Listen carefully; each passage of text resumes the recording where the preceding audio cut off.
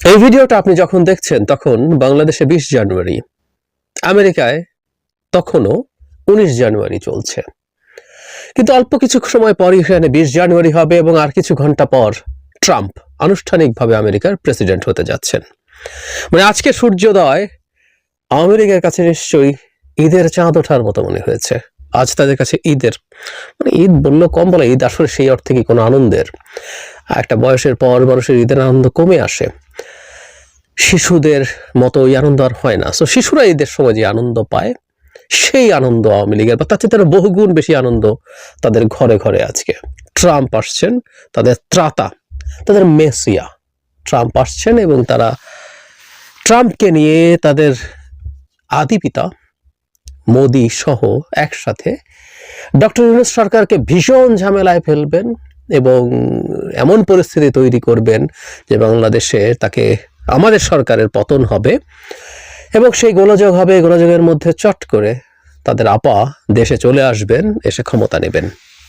নানা রকম স্পেকুলেশন, এতটুকু না হলেও অ্যাটলিস্ট ডক্টর ইউনূসের পতন হবে এবং ভবিষ্যতে যে সরকার নির্বাচিত হবে, যদি নির্বাচন হয় তাহলে সেই সরকারও টিকে থাকতে পারবে না, কারণ ট্রাম্প মোদিকে একেবারে একটা ব্ল্যাঙ্ক চেক দিয়ে দিবে বাংলাদেশে যা ইচ্ছে তাই করার জন্য। অনেকেই ভাবছেন, আবার কেউ কেউ ভাবছেন পরিস্থিতি এতটাই ঘোলাটে করা যাবে ভারতের পক্ষে কোনো একজন সেনানায়ক বাংলাদেশে সামরিক অভ্যুত্থান ঘটিয়ে দেবেন এবং ক্ষমতা দখল করবেন, ভারতের পারপাস সার্ভ করবেন।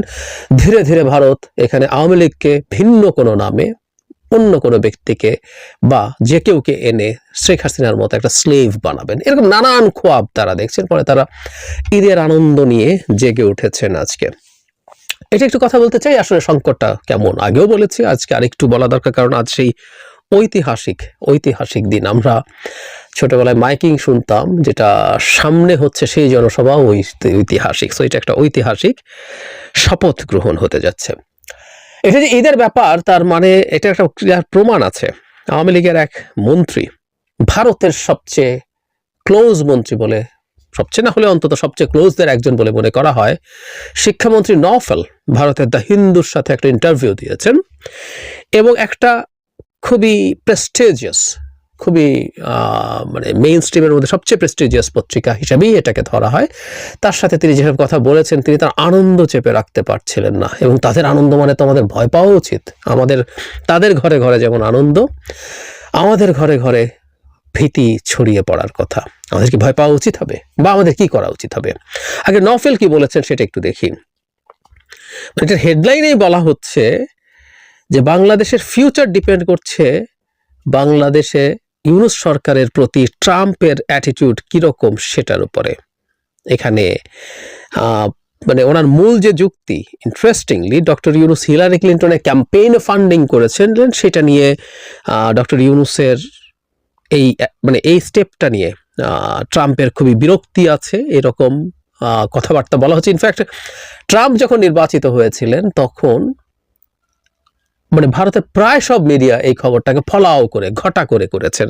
মানে এখানে যেটা বলা হয়, যে আমি খুঁজতে গিয়ে পেলাম, সেখানে হচ্ছে যে 2016 সালে তিনি ফান্ড করেছিলেন এবং ডক্টর ইউনূস তখন খুবই টাফ কথা বলেছেন। ডক্টর ইউনূস এভাবে বলেছেন যে এটা তাকে এতটাই আঘাত করেছে যে আমি আজ সকালে ঠিকমতো কথাই বলতে পারিনি, আমার সব শক্তি চলে গেছে, শেষ হয়ে গেছে। এটা উনি পাবলিকলি এগুলো বলেছেন। তারপরে বলা হচ্ছে যে প্রচুর, এটাকে উনি অন্ধকারের সাথে তুলনা করেছেন, এর মধ্যে কালো মেঘে ঢেকে গেছে, এগুলো থেকে বেরিয়ে আসতে হবে, এগুলো বলেছেন। তার চাইতে জরুরি কথা বলা হচ্ছে, একই বছর একটা ডেলিগেশন নাকি বাংলাদেশ থেকে গিয়েছিল ট্রাম্পের কাছে। তখন নাকি ট্রাম্প বলেছেন, আমি ইংরেজিতে হুবহু পড়ি, where is the microfinance guy from Dhaka, I heard he donated to see me lose. Trump reportedly মানে এটা ধারণা করা হচ্ছে বা বলা হচ্ছে।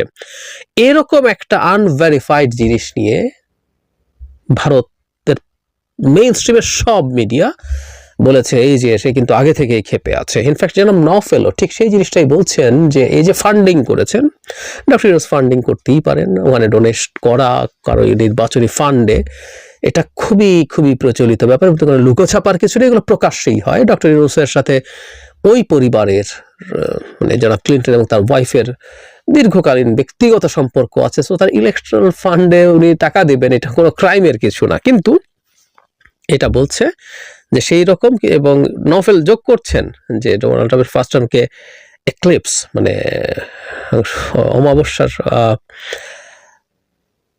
গ্রহণের সাথে তুলনা করছেন। এই হচ্ছে মানে নভেল বলছেন, এবং বলছেন এটার একটা প্রভাব থাকবে।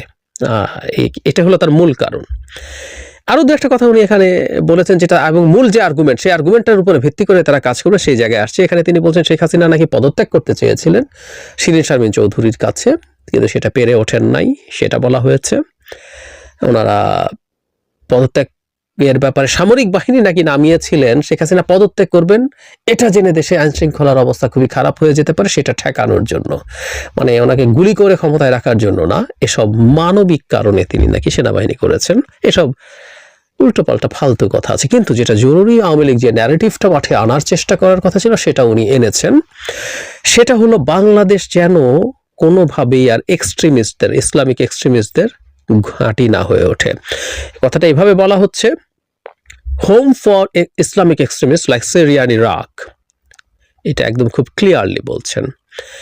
তারপরে বলছেন এখানে এক্সট্রিমিস্ট গ্রুপ যারা আছে, হিজবুত তাহরির আছে, জামায়াতে ইসলামী আছে, গত কয়েক মাসে তারা অনেক বেশি পাওয়ারফুল হয়ে উঠেছে, এবং 11 জানুয়ারি হিজবুত তাহরির এখানে একটা ইসলামিক স্টেট তৈরি করার কথা বলেছে, এবং বলা হচ্ছে ওদের থেকে এত পাওয়ার, এখানে তাদের এতই ক্ষমতা আছে, এই অঞ্চল শুধু না পুরো ইন্টারন্যাশনাল সিস্টেমকে তারা প্রভাবিত করার ক্ষমতা রাখে। মানে বাংলাদেশের হিজবুত তাহরিরের এত ক্ষমতা আছে। কতটা এক্সাজারেশন নিশ্চয়ই আমরা বুঝতে পারি, কিন্তু ওই যে বললাম তাদের বয়ানটা, তারা কি লাইনে কথা বলবে এবং তাদের মূল ব্যাংক তারা কিসে করছে, সেটা আমরা দেখতে পাচ্ছি স্পষ্টভাবেই। তারা 20 তারিখের জন্য অপেক্ষা করছিল, সেটা তারা গ্লোবালিও এখন মার্কেট করার চেষ্টা করছে, এবং এই বক্তব্যগুলোর মাধ্যমে দুটো উদ্দেশ্য তারা পূরণ করতে চায়। একটা হচ্ছে তাদের বিরোধীদের মনে কিছুটা ভীতি সঞ্চার করা, এটা খুব বেশি হবে বলে আমি মনে করি, আমি আসবো সেই জায়গায় আসলে কতটুকু রিস্ক আছে। আরেকটা হচ্ছে তারা তাদের লোকজনের মনে খুব সাহস তৈরি করতে চায়। এখন প্রশ্ন হচ্ছে যে আসলে পরিস্থিতিটা কেমন হবে। ট্রাম্পের শপথ গ্রহণ অনুষ্ঠান নিয়ে আমরা নিশ্চয়ই খেয়াল করেছি, যেখানে ট্রাম্প সারা পৃথিবীর কর্তৃত্ববাদীদেরকে মোটামুটি দাওয়াত দিয়েছেন। শি জিনপিং দাওয়াত পেয়েছেন, ইটালি জর্জিয়া মেলানি পেয়েছেন, হাঙ্গেরি ভিক্টর অরবান পেয়েছেন, মানে বেছে বেছে মোটামুটি কর্তৃত্ববাদী লোকজনকে উনি দাওয়াত দিচ্ছেন, এবং তার সো কল্ড বন্ধু মোদি দাওয়াত পাননি।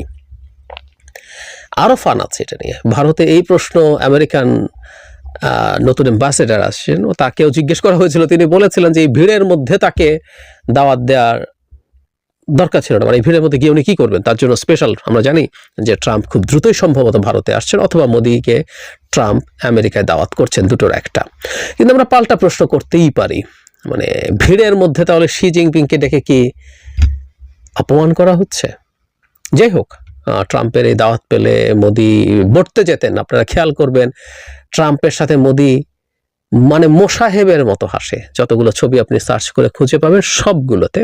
আর উনি তো তাকে জড়িয়ে ধরেনি সবসময়, আর ট্রাম্পকে দেখলে উনি পাগলের মতো জড়িয়ে ধরতে যান, এবং একেবারে হয় না যে মোসাহেব তার বসকে পেয়েছে, তার সামনে যা করে ঠিক তাই করে। তো মোদি বর্তে যেত এবং দৌড়ে চলে যেত, যদিও শি জিনপিং কিন্তু যাবে না, অলরেডি জানিয়ে দিয়েছেন সম্ভবত। যাই হোক, তারপরও আমরা এটা সত্য কথা যে বাইডেনের সাথে মোদির সম্পর্কে যে ধরন ছিল, সেই ধরনে আমেরিকার ট্রাম্প আসার পর এটা পাল্টাবে, অনেক পাল্টে যাবে। নট নেসেসারিলি, আমেরিকার কতগুলো পলিসি আছে যেগুলো ভারতের স্বার্থের বিপরীতে যাবে। আমেরিকা তার নিজের দেশের লোকজনের এমপ্লয়মেন্ট ঠিক রাখার জন্য স্কিল্ড মাইগ্রেশনের কতগুলো ভিসা বন্ধ গতবার করেছিল, আমি ভুল না করলে H1B এরকম সম্ভবত ভিসাটার নাম। প্রচুর ভারতীয় সাফার করেছিল সেই সময়। ট্রাম্প ডিডন্ট কেয়ার, কারণ তার নির্বাচনী প্রতিশ্রুতির মধ্যে ছিল সেই ধরনের সংরক্ষণবাদী স্টেপ নিয়ে তার আমেরিকানদের জন্য চাকরির নিশ্চয়তা রাখবে। ইভেন রিসেন্টলি আমরা খেয়াল করেছি অত্যন্ত অ্যাগ্রেসিভলি তিনি রিয়্যাক্ট করেছেন ব্রিক্সের নতুন একটা অল্টারনেটিভ মুদ্রা ব্যবস্থা তৈরি করার ক্ষেত্রে। একটা ব্রিক্স কারেন্সি নিয়ে অনেকদিন থেকে আলাপ হচ্ছিল, এই আলাপ যখন আবার উঠেছে ট্রাম্প খুবই ভায়োলেন্টলি রিয়াক্ট করেছেন। এখন ব্রিক্সের খুব গুরুত্বপূর্ণ সদস্য ইন্ডিয়া, তার এই ভায়োলেন্ট অ্যাটিটিউড থেকে ইন্ডিয়াও মাফ পাওয়ার আসলে কোনো কারণ নেই। সো ট্রাম্প আমেরিকাকে যেভাবে চালাতে চান তাতে ইন্ডিয়ার সাথে স্বার্থের বেশ কিছু সংঘাত আছে, কোনো সন্দেহ নাই। কিন্তু একই সাথে এটাও সত্য, ট্রাম্পের সাথে মোদির এক ধরনের আন্ডারস্ট্যান্ডিং, বন্ধুত্ব বলি বা আন্ডারস্ট্যান্ডিং বলি, যাই বলি কিনা, সেটা আছে, এটা ভুল নয়। এবং এখানে একটু মনে রাখা দরকার, বেনিয়ামিন নেতানিয়াহু যে ক্ষমতায় আছে, ট্রাম্পের সাথে তার ব্যক্তিগত সম্পর্ক বেশ ভালো, এবং বিশেষ করে ট্রাম্পের মেয়ের জামাই সূত্রে যথেষ্ট ভালো সম্পর্ক ইসরায়েলের সাথে আছে। এবং এই নেতানিয়াহুর সাথে আবার মোদির খাতির, সবকিছু মিলে মোদি একটা বেটার জায়গা আগের তুলনায় পাবেন। যদি এর মধ্যে আমেরিকার অনেকগুলো প্রতিষ্ঠান মোদি বিশেষ করে আদানির ওপরে নানান রকম অ্যাটাক করেছে, এগুলোকে আমরা এভাবে ধরতে পারি যে এগুলো সবগুলো বাইডেনের সময়কালের ঘটনা, এগুলো কমে আসতে পারে। সো তাদের আন্ডারস্ট্যান্ডিং একটু বেটার হতে পারে। এখন বাংলাদেশে আসলে আওয়ামী লীগের খুশি হওয়ার কি অনেক কারণ আছে, আমি আগেও বলেছি আবারও বলি, সেটা হচ্ছে একেবারে কোনো প্রভাব পড়বে না কেউ কেউ বলেন, এটা ভুল। এটা ভুল, কারণ তারা বলতে চান যে আমেরিকার ওভারঅল ফরেন পলিসি একই থাকে। কিন্তু আই রিপিট, আমার আগের ভিডিওগুলোতে বলেছিলাম, সেটা হলো আমেরিকার ফরেন পলিসি একই থাকে, এই কথাটা ট্রাম্পের ক্ষেত্রে সত্য না। আপনারা যে কেউ তার প্রিভিয়াস টেনিওরটা দেখে নেবেন যে আমেরিকাকে উনি কতগুলো গ্লোবাল পজিশন থেকে সরিয়ে নিয়ে এসছেন, অনেকগুলো। আমি রীতিমতো একটা কলামও লিখেছিলাম তখন। সো ট্রাম্পের নিজস্ব একটা চিন্তার জায়গা আছে। সুতরাং বাংলাদেশের ক্ষেত্রে ট্রাম্প আসলে মনোযোগী হয়ে উঠবেন যদি তিনি মনে করেন তার ওভারঅল পলিসি, বিশেষ করে চায়নার সাথে তার যে পলিসি, সেই ক্ষেত্রে বাংলাদেশ কোথাও যদি রোল প্লে করে, সেই ক্ষেত্রে বাংলাদেশ তার ব্যক্তিগত মনোযোগের জায়গায় থাকবে, আদারওয়াইজ আসলে থাকবে না। ডিফারেন্সটা যেটা হবে সেটা হচ্ছে ইন্ডিয়া এর মধ্যেও ঝামেলা করার চেষ্টা করেছে, কিন্তু আমরা কতগুলো ভিজিবল এবং নিশ্চয়ই কিছু ইনভিজিবল ব্যাপার ছিল যেখানে আমেরিকা চেষ্টা করেছে ইন্ডিয়াকে বাংলাদেশের ব্যাপারে কোয়ার্সিভ হওয়া থেকে ঠেকাতে, সরকারকে আমব্রেলার মতো ছাতার মতো তাকে একটা ছায়া দিতে। সেই চেষ্টা বাইডেন প্রশাসনের পক্ষ থেকে ছিল। এখন এটা যদি না থাকে, সরকার একটু এক্সট্রা চাপ বোধ করবে, কোনো সন্দেহ নেই। এবং আমাদের প্রধান উপদেষ্টা কিছুদিন আগে জনাব নুরুল কবিরের সাথে যে ইন্টারভিউ, সেখানে উনি এটা স্বীকারও করেছেন যে এটা হতে পারে। তবে হ্যাঁ, এগুলো এত সরল অঙ্ক না। আমরা ধরে নিলাম তাত্ত্বিকভাবে যে ট্রাম্প ক্ষেপে আছেন ডক্টর ইউনূস হিলারিকে টাকা দিয়েছিল কেন, এবং এই ধরনের মানে সূর্যগ্রহণ তখন হয়ে গেছে এরকম কথাবার্তা কেন বলছেন। এবং ট্রাম্পের মতো একজন প্রায় উন্মাদ মানুষ, উন্মাদ কোট আনকোট, তারও একটা ঢং আছে, তারও বেশ কিছু মানুষ তার ন্যারেটিভের সাথে কানেক্টেড হয়।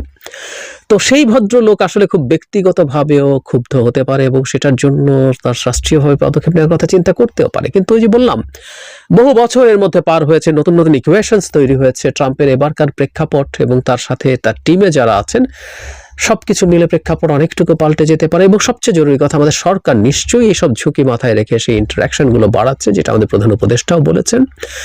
আমি মনে করি যে যতটুকু প্রবলেম হওয়ার কথা বলে মনে করি, ততটুকু প্রবলেম আসলে হবে না। সরকার নিশ্চিতভাবেই পারবে ম্যানেজ করতে। এবং ডক্টর ইউনূস এখানে আমাদের সবচেয়ে বড় একটা সেফগার্ড, কারণ গ্লোবালি এত জায়গায় এত রকমভাবে এত মানুষের সাথে তার সম্পর্ক আছে, তার জন্য এটা ম্যানেজ করা খুব কঠিন নয়। এমনকি ট্রাম্প প্রশাসনের মধ্যেও অনেককেই উনি খুঁজে পাবেন যারা ব্যক্তিগতভাবে ডক্টর ইউনূসের গুণমুগ্ধ। বটম লাইন, আওয়ামী লীগের ঈদের আনন্দ হচ্ছে হোক, তারা একটু আনন্দ নিয়ে বেঁচে টেচে থাকুক, একটু আশা দেখুক, কিন্তু ওদের অত আশার কিছু আসলে নেই। তবে আমাদের সরকারকে, এই সরকার এবং ভবিষ্যতের সরকারও যারা নির্বাচিত হয়ে আসবেন, সতর্ক থাকতে হবে এবং মনে রাখতে হবে যে ট্রাম্প তার গ্লোবাল পজিশন থেকে যতই সরে যাক না কেন, ট্রাম্পের বা আমেরিকার, আমরা এভাবে যদি বলি, বাংলাদেশে তার জিও পলিটিক্যাল অ্যান্ড আদার ইন্টারেস্টস আছে, এই জিনিসটা তার সামনে রিভিলড হতে হবে। এই লোক পাড় ব্যবসায়ী, সে যদি মনে করে যে এগুলো এখানে হবে, সুতরাং তখন সে তার স্বার্থে, তার রাষ্ট্রের স্বার্থে, তার ব্যক্তি স্বার্থে সে এখানে মনোযোগী হয়ে উঠবে। কেউ কেউ বলবেন যে আমরা স্বাধীন সার্বভৌম দেশ, ওই দেশ কি ভাবলো, সেই দেশ কি ভাবলো, সেটা নিয়ে আমরা মাথা কেন ঘামাবো। বহুবার বলেছি, আবারও বলি, আমার রীতিমতো একটা আলাদা চ্যানেল ছিল বলবো, অনেকদিন ওখানে ভিডিও দেওয়া হচ্ছে না। জাহিদ's টেক অন জিওপলিটিক্স, সেখানে এই কথাগুলো বলি অনেক বেশি। সেটা হলো গ্লোবাল সিস্টেম এভাবেই কাজ করে, ওয়ার্ল্ড অর্ডার এভাবেই কাজ করে। একটা নির্বাচিত সরকার হলে সে বেটার নেগোশিয়েট করতে পারে, সে বেটার প্রেশার কমব্যাট করতে পারে, কিন্তু দিনের শেষে এই ফ্যাক্টরগুলো